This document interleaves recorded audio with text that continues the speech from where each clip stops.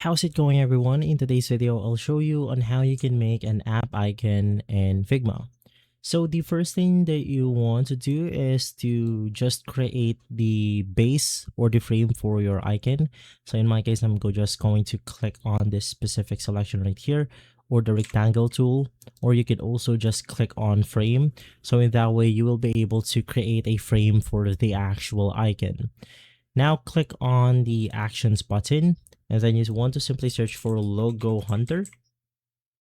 Click plugins and widgets, and then you want to click on the logo hunter, import iOS app icons and Google icons from the App Store and such.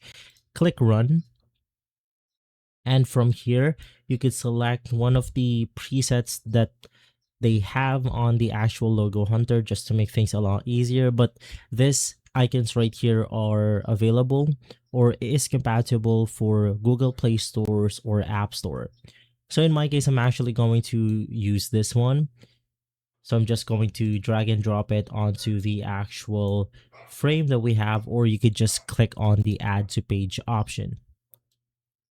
Now that it's added, of course, you could customize the icon the way you want to, or you can even click on upload from computer. And in my case, let's go ahead and try to upload our actual icon right here. And as you can see from there, this is now the icon that I could basically settle with. And so that's how simple it is, guys. If this video has been helpful, leave a like, subscribe, and follow us for more videos like this. Thanks for watching.